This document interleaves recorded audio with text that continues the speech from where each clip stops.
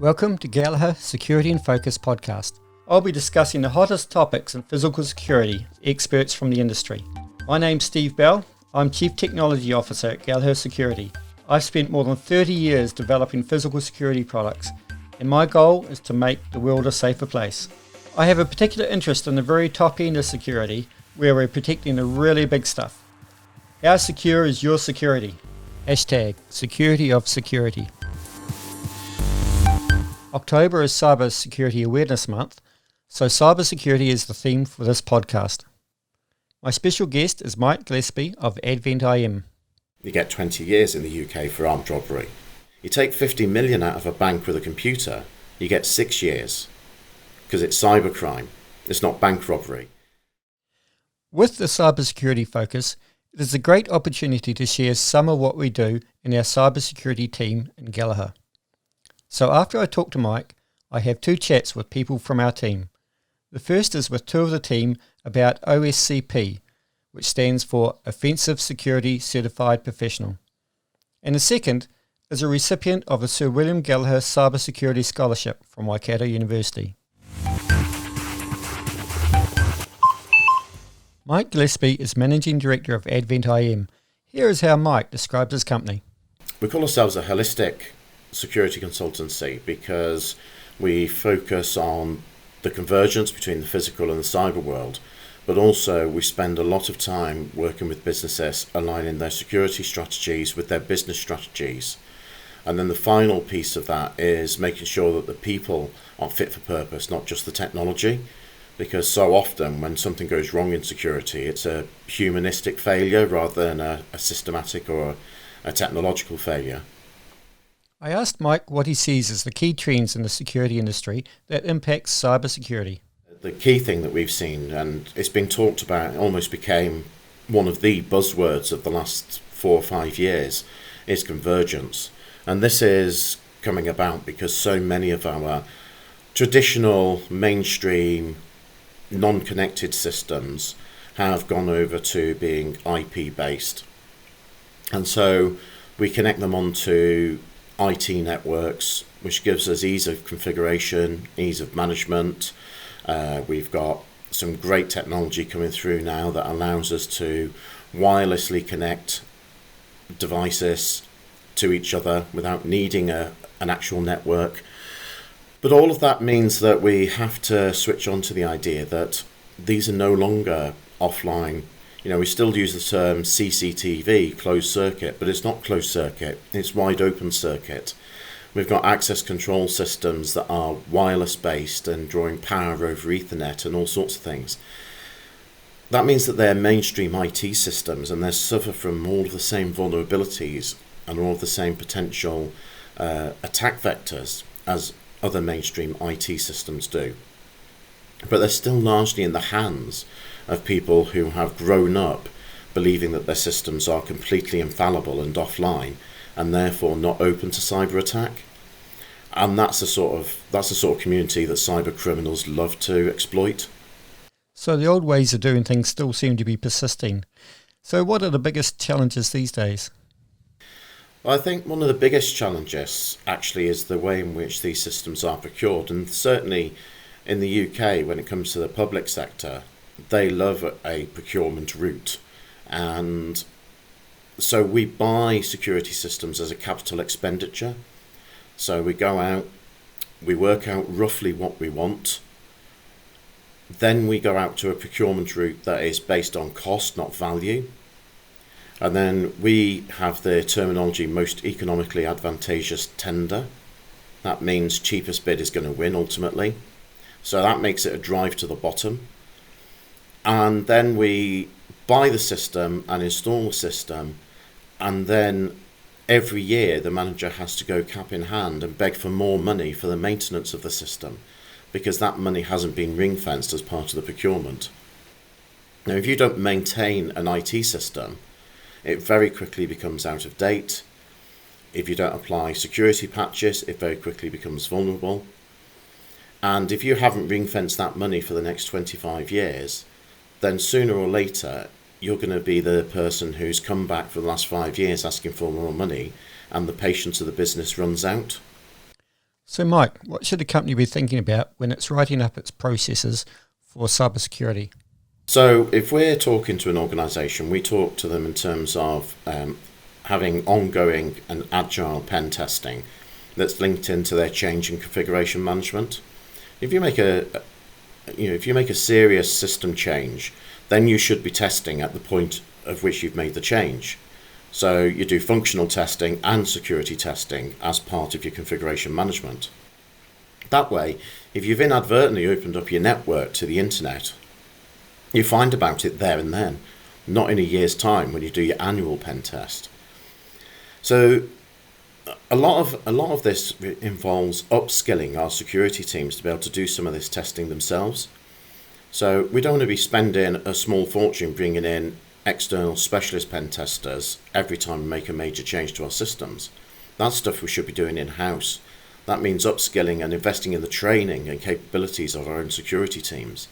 And then we use the external testers for those 2 or 3 times a year when we want to have the full shebang, when we want to have the full assurance of our system by an independent external. It's a bit like audit. You can be doing ongoing internal audits as part of business as usual, almost on a continuous basis. You don't need to be bringing in a third-party auditor every time you want somebody to check a few things for you. Keeping your software up to date and patched to ensure it's got all the latest fixes in it is key for the best possible cybersecurity. So how should companies be going about that? Well, I think the first thing is actually buying from an organisation that proactively publishes vulnerabilities and has a published patching scheme that you can go to regularly get patches. Physical security is one of those oddities where there's actually often quite a few layers between the manufacturer and the end user. And so it all depends who's then going to be given the accountability for managing that patching. Is it your system integrator, the people who installed your system? Do you have an installer but then go to a different organisation for your maintenance? So it's understanding who's going to be responsible and accountable for it. But then you need to be proactively checking for updates on a regular basis, not just waiting again till the end of the year and then applying them all in one go. In some cases with critical systems, and especially where you've done bespoke configurations, you might even need to have a sandbox where you can test those updates before you apply them to your main network. But we need to understand that potentially, as an attacker, I could disable all of your physical security without being in the same street, so you don't even get to see me coming, if I can attack it electronically. That in turn then facilitates the physical attack. So I take your electronic security offline electronically, and then I physically attack your building, your compound, whatever, and you have no defences. But the first time you know you have no defences is when I arrive and start attacking you. Now, if that's the case, then our pen testing actually should be holistic as well. So we should be doing physical and electronic pen testing on a regular basis to test our systems. Because if I can disable your access control system remotely, then I can also potentially use that disablement to open the doors at the right time to allow me to gain access to your premises. And when I say attack, I don't necessarily mean a full-on attack, armed guards and that sort of thing. It could simply be for espionage purposes that I disable your access control long enough to allow my man to get into your building and facilitate the exfiltration of R&D, IPR, trade secrets, mergers and acquisitions data, anything that could be important and that I could use then for financial gain. I think standards are a big thing. I think there's been some great pockets of work being done on standards, particularly around convergence. So here in the UK, we've got an organisation called CPNI, and they've produced a standard called CAPS, which is designed to give assurance at the high end that systems are both physically capable and electronically secure, that their cyber capability is good. But it's expensive and it takes time to go through that assurance scheme. And it's deliberately designed to be the gold standard. It's at the high end. It seems that the UK government has set the standard for protection of assets, and this should provide guidance for business. So what about the combination of all the security system components into one overall system? How does this affect enterprise security?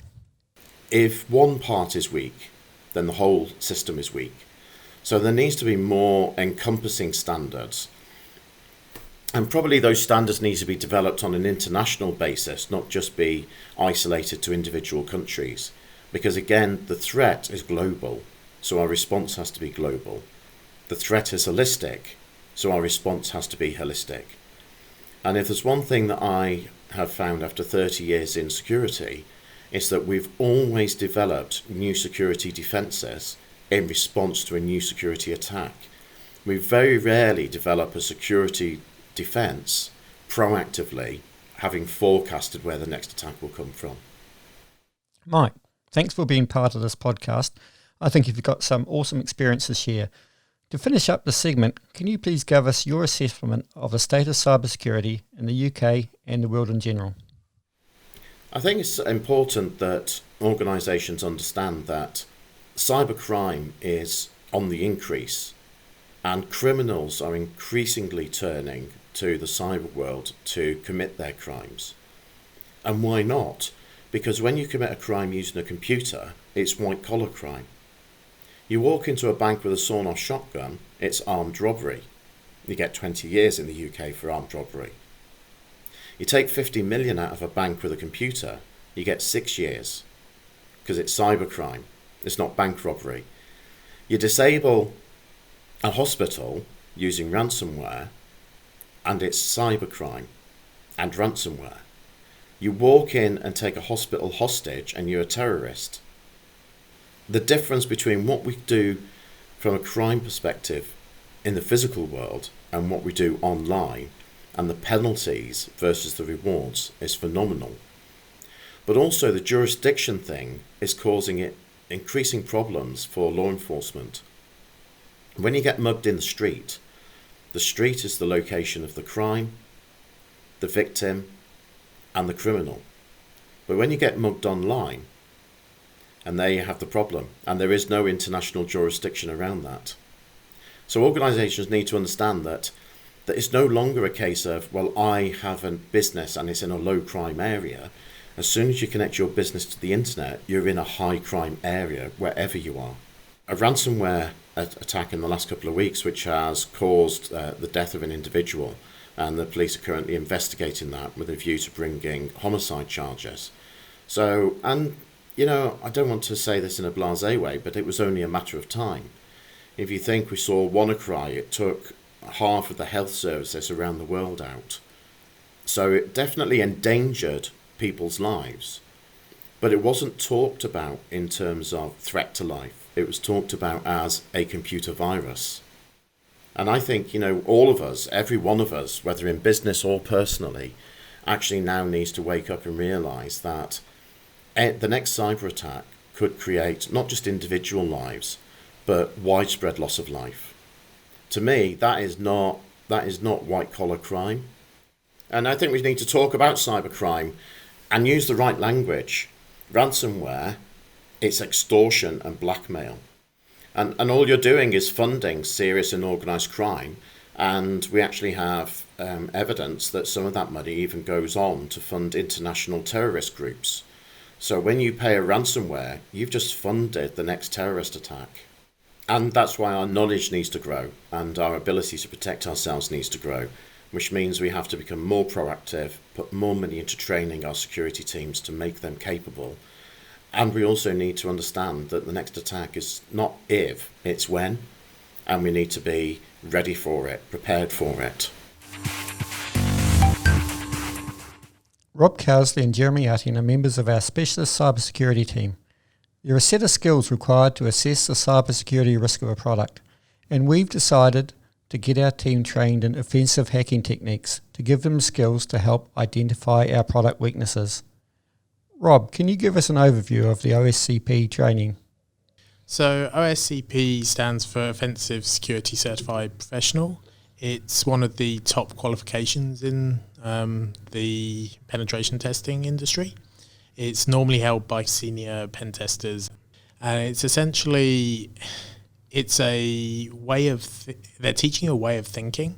So they want you to look at everything as a challenge which can be overcome, and they want you to be able to work out how to overcome it yourself. So rather than having you get maybe 10% of the course is like standard course material and exercises you work through, and then the other 90% is basically in a lab environment where you're left just to go and explore. There's a lot of machines in the lab. You have to discover them yourself. You have to look for their weaknesses.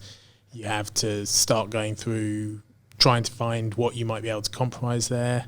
Sometimes you have to compromise one and then jump from that one through to the next one or through to another, or compromising one system can give you a little bit of information to help you compromising another. Another part of the course is learning how to do report writing.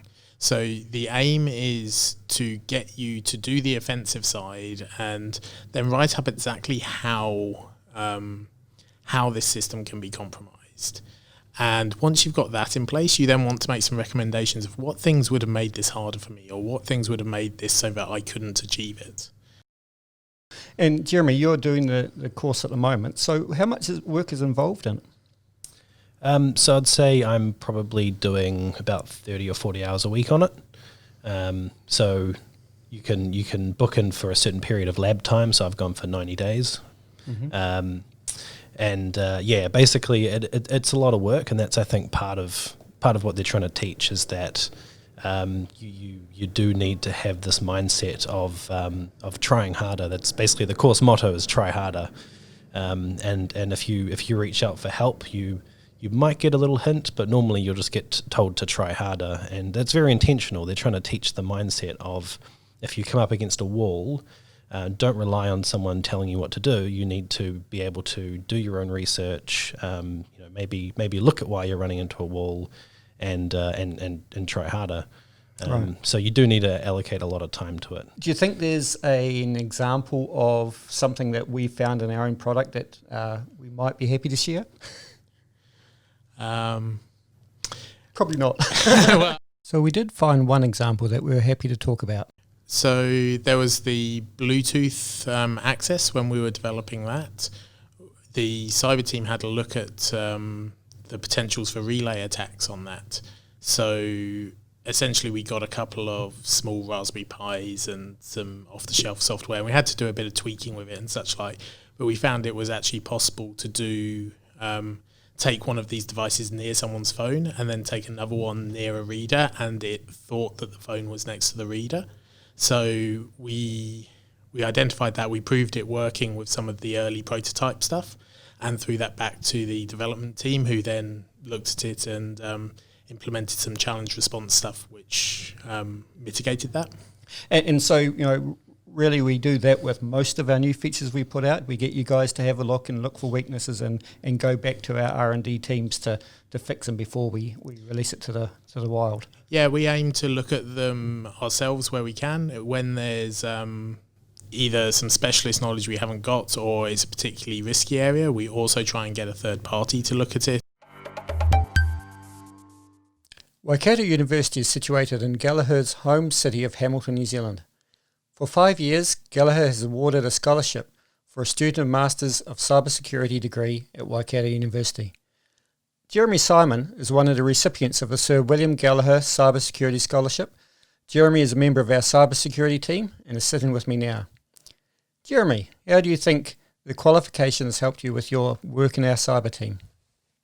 So the Masters of Cybersecurity involved doing a research project for commercial purposes for a Gallagher product. So I think that was a good sort of introduction into doing cybersecurity in a business setting. Okay, and so what sort of topic was the project on? So Gallagher has a mobile application for access control to sort of let you through a door, and that was using Bluetooth. And the project was trying to prevent relay attacks against the Bluetooth comms.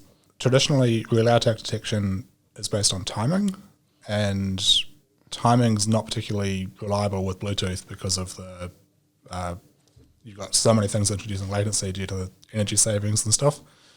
So my project was looking at using other factors, say signals that the phone could see, and detect relay attacks based on those factors rather than timing alone. And since joining Gallagher, you've gone through the OSCP course and become certified for that. Can you tell us a bit about how that's helped you with your work? Yeah, so the OSCP was sort of a different angle on the cybersecurity space, focusing mainly on penetration testing. Mm-hmm. And yeah, that's very useful for testing new product development and products that we're integrating with. It's essentially a threat modeling approach of, once you've enumerated it, then try various problems that are likely to occur with various services it's exposing. We at Gallagher believe that we'd like to see more and more people get trained up with cybersecurity skills. What would you say to other students that may be trying to decide whether they want to move on to doing a Master's Cybersecurity at Waikato or other places? Yeah. I think that can be a really good choice if cybersecurity is something you're truly interested in, because a lot of the cybersecurity space requires quite a lot of personal investment, mainly in time, to sort of learn and get familiar with techniques and technologies. Yeah. So is it pretty technical? Do you have to learn a lot of technical stuff for it? There are non-technical aspects to it, which are the sort of things that I find less interesting, like the auditing and policy side of things, but that's something for everybody. Yep. The technical side of it that I'm more interested in, it can get very technical, and you need to be willing to spend the time to sort of learn on your own. But if that's interesting to you, then it can be a really good choice for a degree. I hope you found the Cybersecurity podcast interesting and useful. If you have any comments or suggestions, we'd love to hear them. The best way to do that is to leave it on one of our social media channels, on LinkedIn or Facebook. Thank you.